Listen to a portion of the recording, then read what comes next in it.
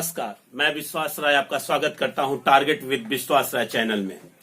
आज हम मूल अधिकार पढ़ने वाले हैं।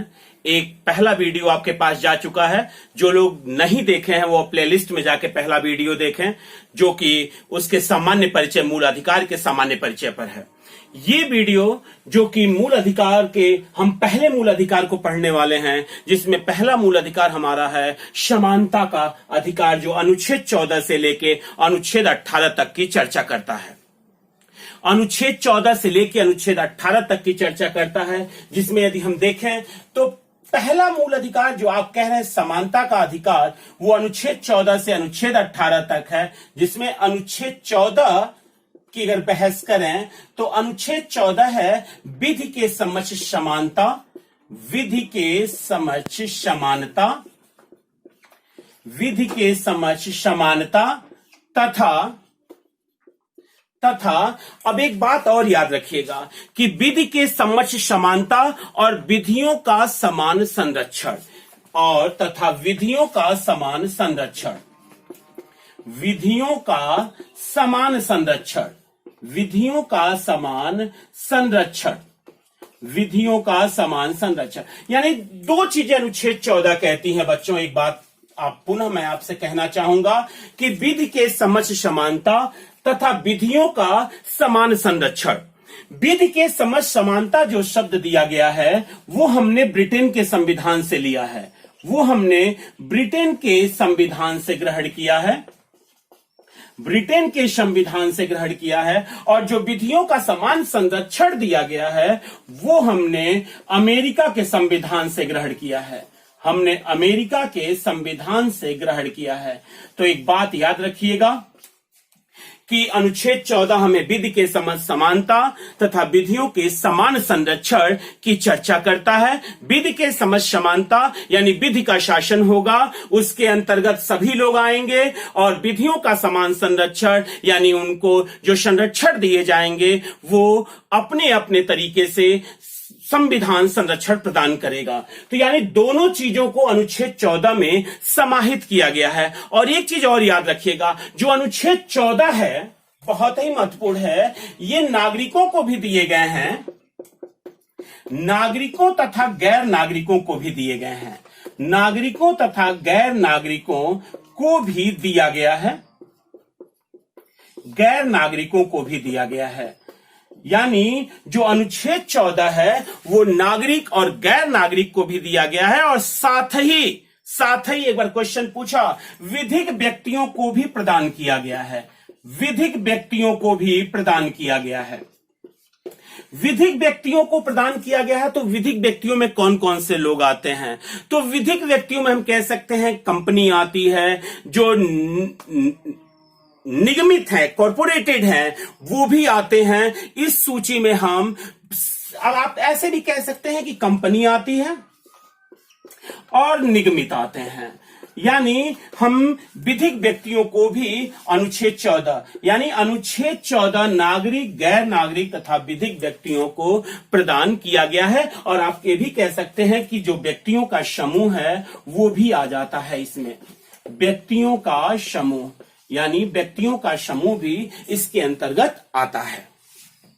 तो पुनः हम आपसे कहेंगे, सीधा प्रश्न नहीं पूछता बच्चों की अनुच्छेद 14 क्या है, तो आप सीधा कह के निकल जाए कि विधि के समक्ष समानता है या विधियों का समान संरक्षण। एक बात याद रखिएगा, यहां से कई प्रश्न बनते हैं कि विधि के समक्ष समानता या विधियों का समान संरक्षण किस अनुच्छेद के तहत आता है, तो आप कहते हैं कि अनुच्छेद 14 के तहत आता है। अब पूछा जाता है कि विधि के समक्ष समानता कहां से लिया गया है, तो आप कहते हैं ब्रिटेन के संविधान से लिया गया है, तथा विधियों का समान संरक्षण कहां से लिया गया है, तो आप कहते हैं कि अमेरिका के संविधान से ग्रहण किया गया है, अमेरिका के संविधान से ग्रहण किया गया है। आप चाहें तो इसको आप स्क्रीनशॉट ले सकते हैं। एक चीज और याद रखिएगा, इसमें एक केस आया कि क्या जो विधि का शासन है वो संविधान का आधारभूत ढांचा है या नहीं है। तो एक केस आया उच्चतम न्यायालय के पास, और उस केस को आप बहुत बेहतर तरीके से जानते हैं, मिनर्वा मिल्स बनाम भारत संघ 1980। मिनर्वा मिल्स, एक बात याद रखिएगा, बहुत ही महत्वपूर्ण केस है, मिनर्वा मिल बनाम भारत संघ बनाम भारत संघ 1980। और इस मिनर्वा मिल बनाम भारत संघ 1980 में तय किया गया कि जो विधि का शासन है, विधि का शासन संविधान का आधारभूत ढांचा है। यानी इस केस में तय कर दिया गया कि विधि का शासन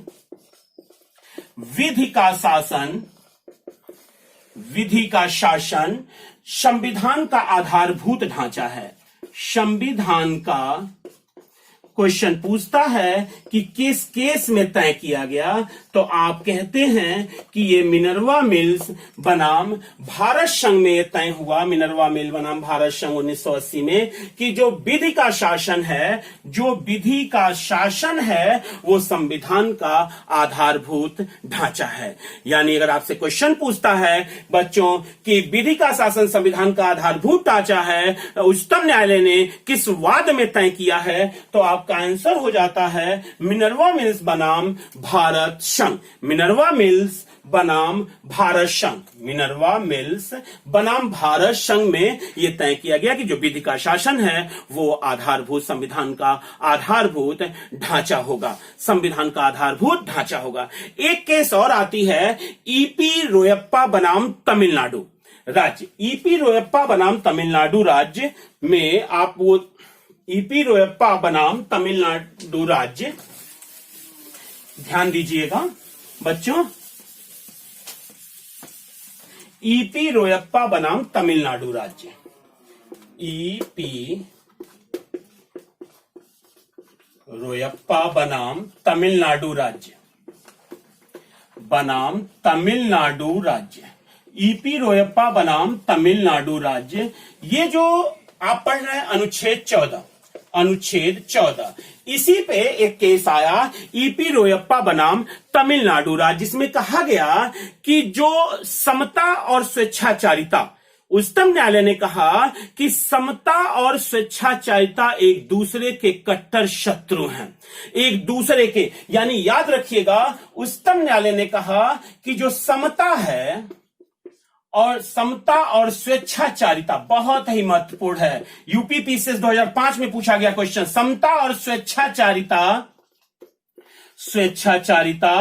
एक दूसरे के कट्टर शत्रु हैं, एक दूसरे के कट्टर शत्रु हैं, एक दूसरे के कट्टर शत्रु हैं। तो एक बात याद रखिएगा, पूछा गया किस केस में, तो आप सीधा नाम लेते हैं कि ईपी रोयप्पा बनाम तमिलनाडु राज्य में कहा गया कि समता और स्वेच्छाचारिता एक दूसरे के कट्टर शत्रु हैं। ये तय किया गया ईपी रोयप्पा बनाम तमिलनाडु राज्य में। और यदि पेपर एनालिसिस करें आप, तो आप पेपर एनालिसिस में आप देख रहे हैं कि वादों की संख्या वो बढ़ाता जा रहा है। यानी कंफर्म है कि 1 से 2 केस वाद आपके क्वेश्चन पेपर में जरूर हो रहे हैं। इसलिए जो महत्वपूर्ण वाद हैं उन्हें हमें एक जगह इकट्ठा करना होगा, ताकि आसानी से हम उन प्रश्नों को फेस कर सकें और बिना बेहिचक इस माइनस मार्किंग के समय में हमारा आंसर फुल प्रूफ हो। आते हैं अगले केस पे, चिरंजीत लाल बनाम भारत संघ के मामले में। चिरंजीत लाल बनाम भारत संघ, ये सब अनुच्छेद 14 पे केस आ रहे हैं बच्चों। चिरंजीत लाल बनाम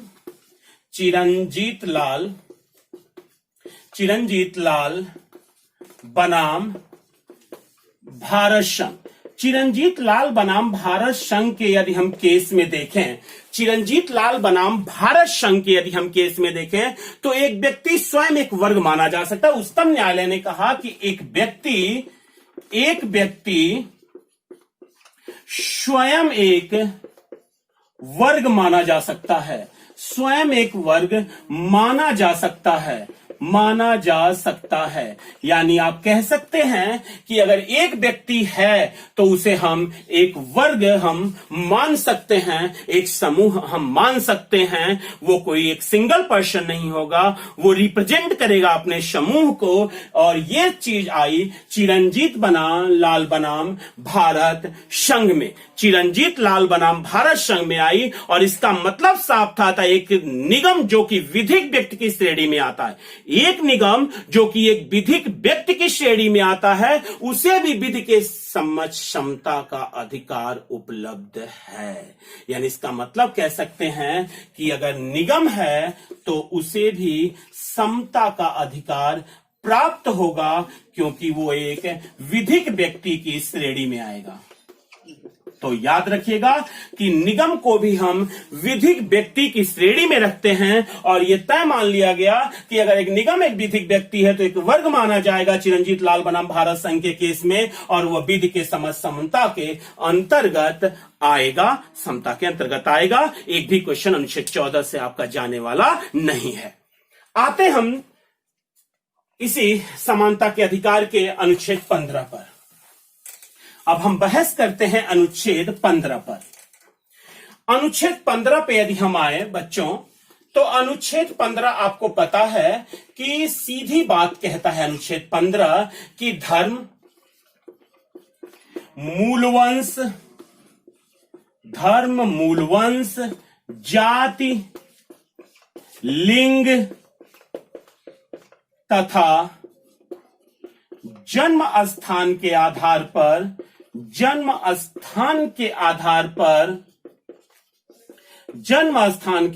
पर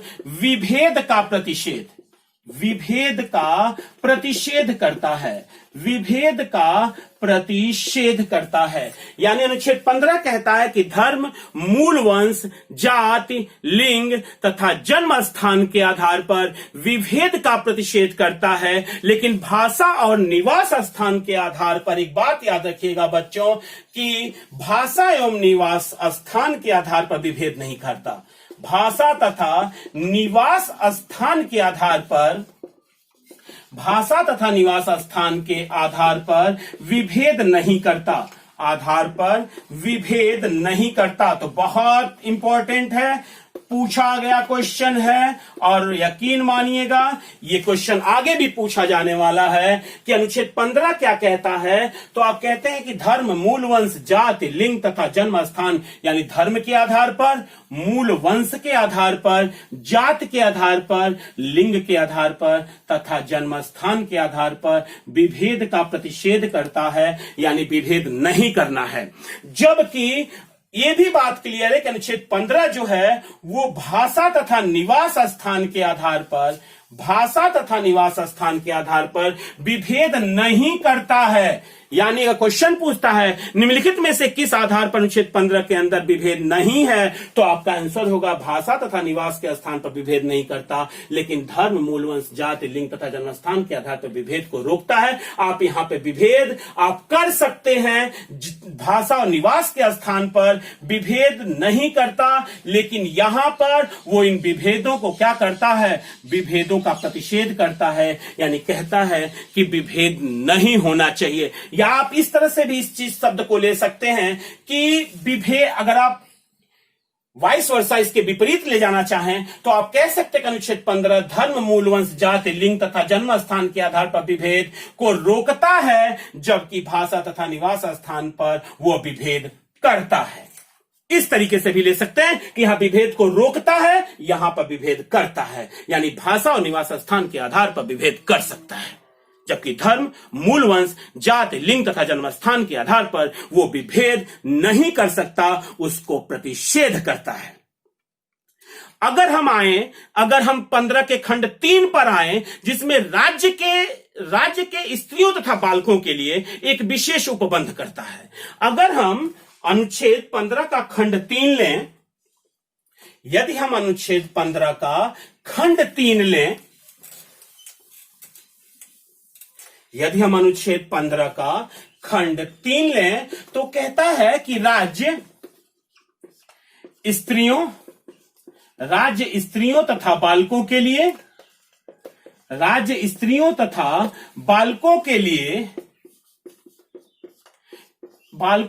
एक विशेष उपबंध कर सकता है, विशेष उपबंध कर सकता है। यानी राज्य जो है वो स्त्रियों तथा बालकों के लिए एक विशेष उपबंध कर सकता है। और यदि हम इसको एक वाद के रूप में देखें तो डी पॉल राज बनाम भारत संघ, डी पॉल राज बनाम भारत संघ अगर हम देखें एक केस बहुत ही महत्वपूर्ण, इसी अनुच्छेद पर एक केस आया था, डी पॉल बनाम भारत संघ, बनाम भारत संघ, डी पॉल बनाम भारत संघ। इसमें महिलाओं के शोषण से संबंधित अधिकार की पुष्टि की गई और उसे संवैधानिक बनाया गया, जिसमें महिलाओं को घरेलू हिंसा से संरक्षण अधिनियम लाया गया।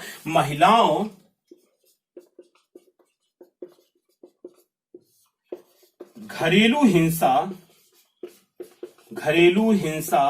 संरक्षण अधिनियम, घरेलू हिंसा संरक्षण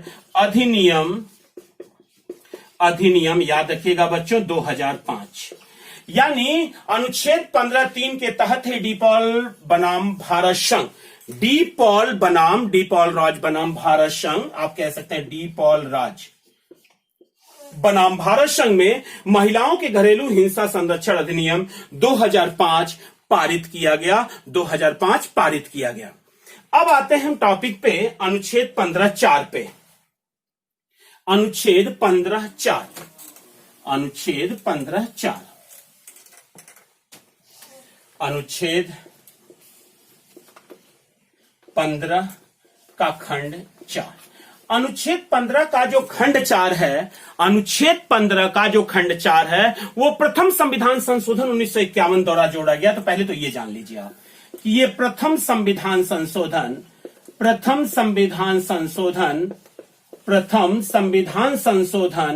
1951 के द्वारा जोड़ा गया।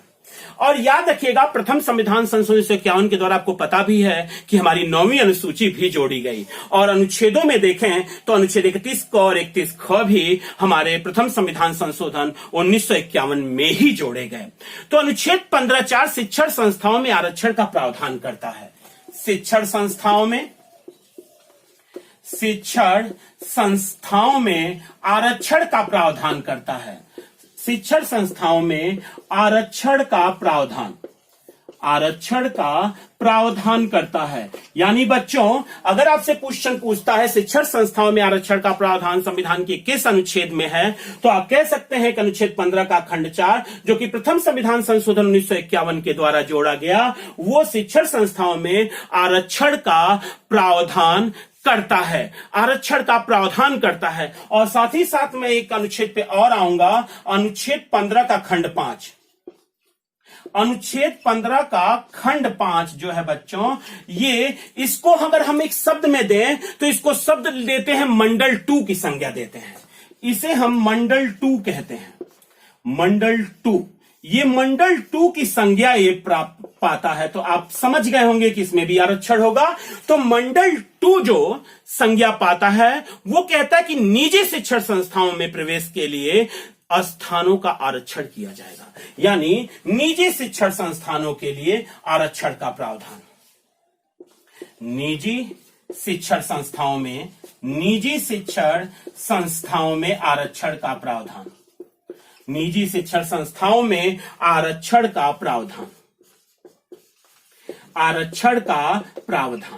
यानी आप समझ गए हैं कि यदि आपसे केवल शिक्षण संस्थाओं में आरक्षण का प्रावधान पूछे तो अनुच्छेद 15(4) है, और यदि निजी शिक्षण संस्था नाम दे दे तो ये अनुच्छेद 15(5) है, जिसे मंडल 2 की हम संज्ञा देते हैं। और एक बात और याद रखिएगा, ये 93वां संविधान संशोधन 2005 द्वारा जोड़ा गया। जो अनुच्छेद 15(5) है, अनुच्छेद 15(5) है, वो 93वां संविधान संशोधन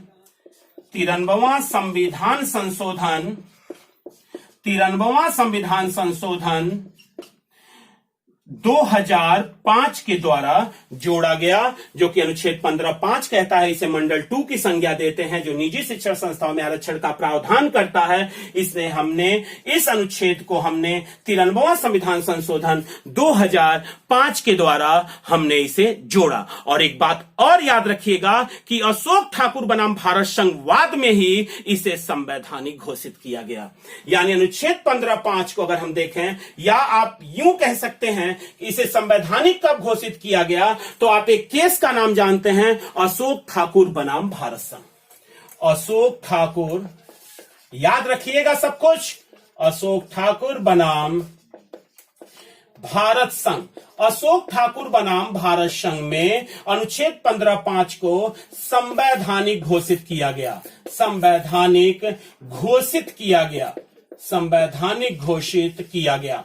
यानी यदि आपसे क्वेश्चन पूछता है कि संविधान का अनुच्छेद 15 का खंड 5 किस वाद में संवैधानिक घोषित किया गया, तो आपका आंसर होगा अशोक ठाकुर बनाम भारत संघ में इसे हमने संवैधानिक घोषित किया उच्चतम न्यायालय ने। यानी आप ये भी कह सकते हैं कि 93वां संविधान संशोधन अधिनियम 2005 को संवैधानिक घोषित अशोक ठाकुर बनाम भारत संघ में किया गया। भारत संघ में किया गया।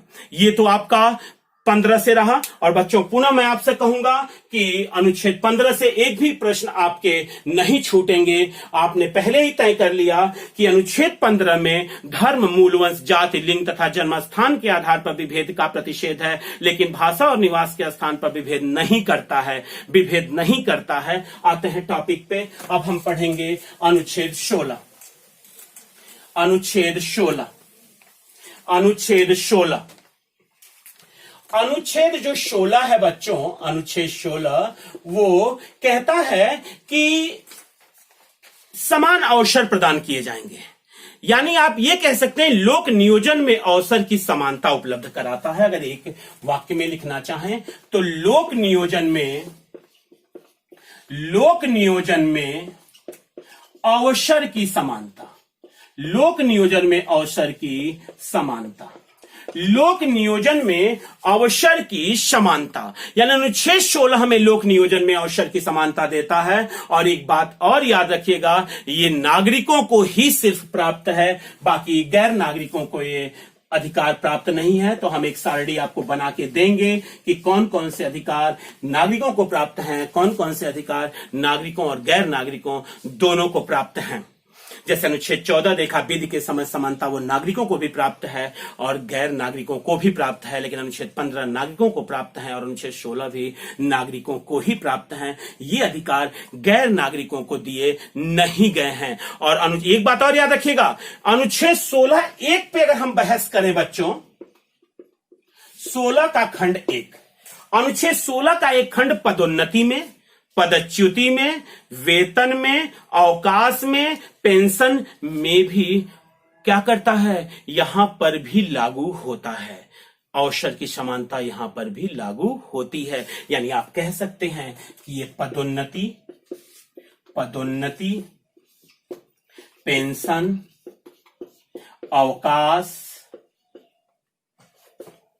अवकाश,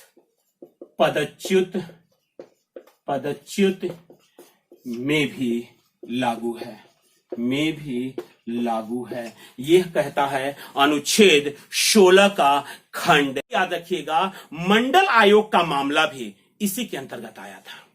मंडल आयोग का मामला भी इसी के अंतर्गत आया था। एक बात स्पष्ट रखिएगा, जो इंदिरा साहनी बनाम भारत संघ है। और एक चीज और याद रखिएगा, अनुच्छेद अगर हम लें 16(4), अनुच्छेद 16(4) यही मंडल आयोग का मामला है जो आरक्षण प्रदान करता है। मंडल आयोग का मामला यहीं पे आया, मंडल आयोग का मामला यहीं पे आया। और मंडल आयोग का मामला जो था वो इंदिरा साहनी बनाम भारत संघ का था।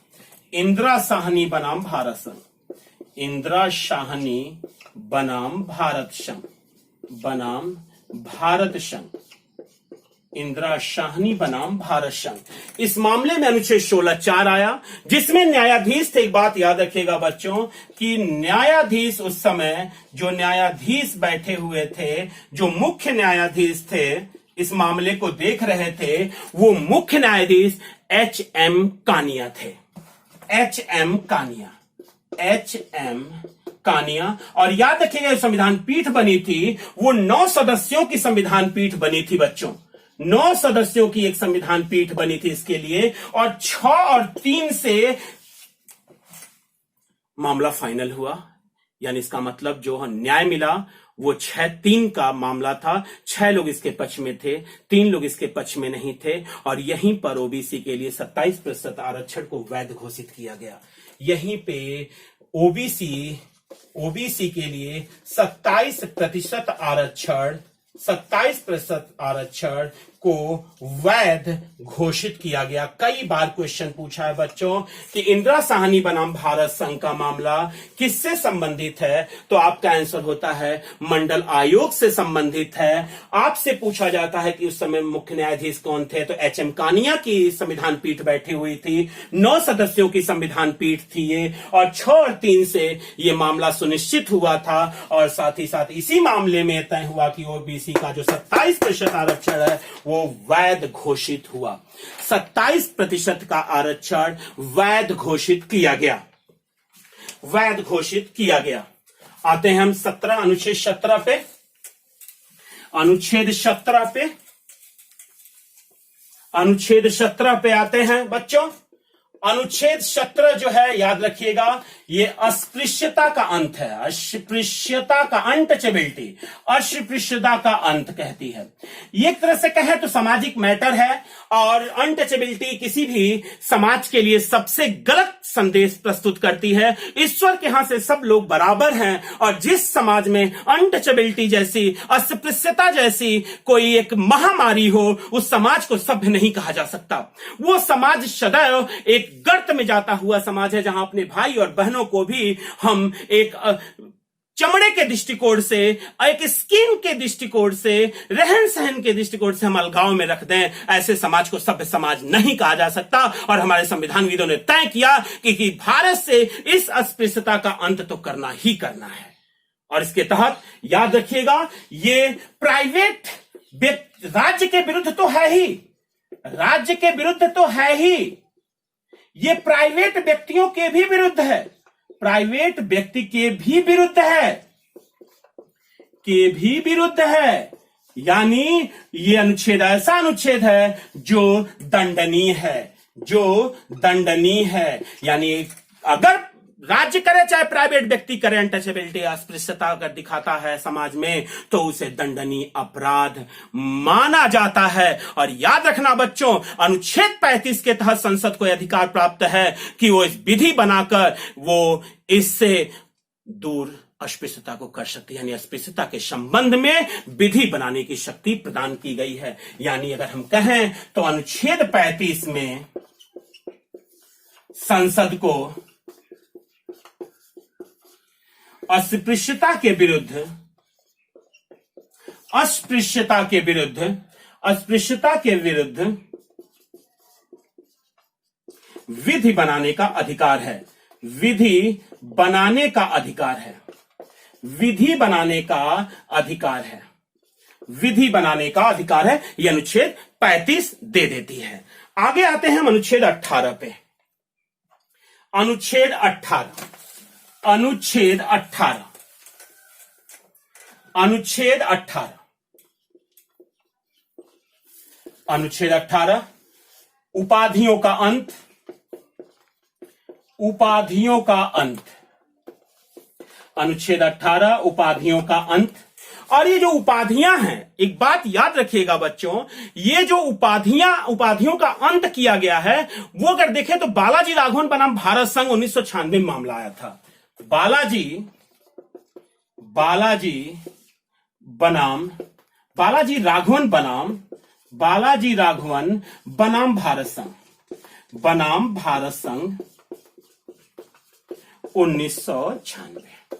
एक बात याद रखिएगा, संविधान ने कहा कि 2 को हम दे सकते हैं। एक तो शिक्षा के आधार पर उपाधि बांट सकते हैं, और सेना में उपाधि दी जा सकती है। यानी शिक्षा और सेना में उपाधि दी जा सकती है, शिक्षा और सेना में उपाधि दी जा सकती है। लेकिन जब 1978 में 77 के लास्ट में मोरारजी देसाई जनता दल की सरकार बनी, तो उन्होंने उपाधियों को देना बंद कर दिया, क्योंकि वो कहते थे कि ये संविधान के खिलाफ है, क्योंकि अनुच्छेद 18 जो फंडामेंटल राइट है वो उपाधियों का अंत करता है।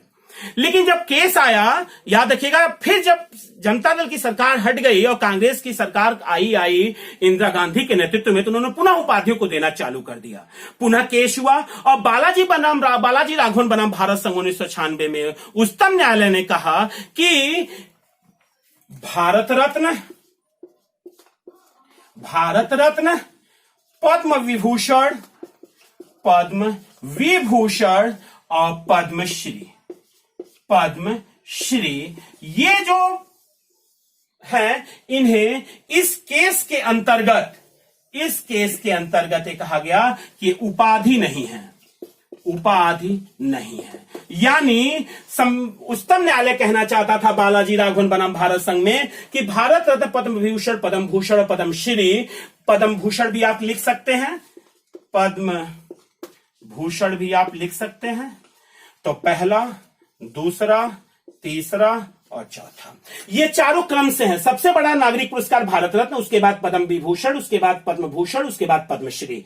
और ये बालाजी राघवन बनाम भारत संघ में तय हुआ कि ये उपाधि नहीं है, ये उपाधि नहीं है, उपाधि नहीं माने जाएंगे, इन्हें दिया जा सकता है और ये संविधान के खिलाफ नहीं है।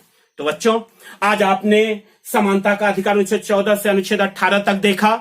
हमने अनुच्छेद 14 पढ़ा, 15 पढ़ा, 16 पढ़ा, 17 पढ़ा, 18 पढ़ा, उसके खंड हमने देखे, उसमें कितने वाद आए थे, केस आए थे, हमने उस पर अपना एक व्यू दिया। बहुत ही महत्वपूर्ण है मूल अधिकार। संविधान जहां जहां भी भारतीय राज्य व्यवस्था है आपके सिलेबस में, वहां पर मूल अधिकार से ऐसा हो नहीं सकता कि क्वेश्चन हट के चले जाएं। एक वीडियो हमने इसके पहले बनाया, वो भी बहुत महत्वपूर्ण है, उसे देखना चाहें तो प्लेलिस्ट में जाकर आप देख सकते हैं। और दूसरा वीडियो 14 से 18 तक का था। अगले वीडियो में हम पुनः मिलेंगे जब हम आगे की चर्चा करेंगे स्वतंत्रता का अधिकार, शोषण के विरुद्ध अधिकार, धार्मिक स्वतंत्रता का अधिकार, संस्कृत और शिक्षा संबंधी अधिकार और आप संवैधानिक उपचारों का अधिकार।